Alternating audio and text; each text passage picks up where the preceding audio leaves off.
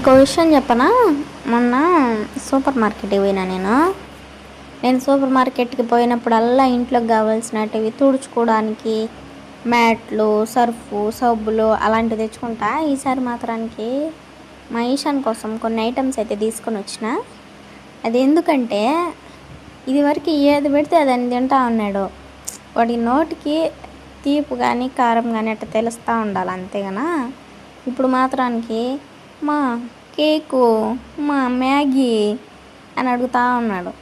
అందుకు వాడి కోసం అని చెప్పి కేక్ పౌడరు, ఇంకా దానిలోకి అవసరం baking powder, cocoa powder, Saffola oats, ఇంకా మకానా, అవి ఇంకోటి ఏందబ్బా చాకోస్, ఈ ఐటమ్స్ అయితే తీసుకున్నా. బిల్ అయితే 500 అయిందబ్బా దీనికే.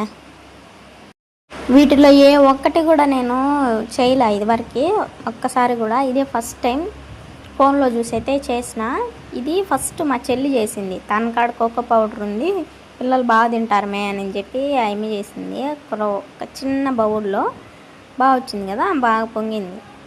ఆ తర్వాత మళ్ళీ నేను కేక్ పౌడర్తో చేసిన. ఇది ఆ పిల్ల చపాతీ పౌడరు విత్ కోకో పౌడర్ చేసింది.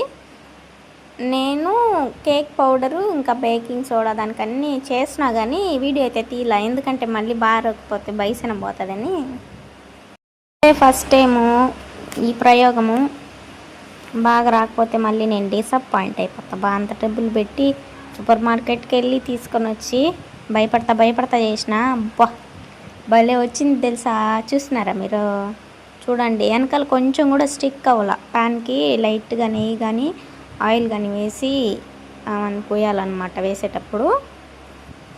సరే రెసిపీ పెడతా. వీడియో నచ్చితే మాత్రం ఖచ్చితంగా లైక్ ఇచ్చుకోండి అబ్బా మీరు.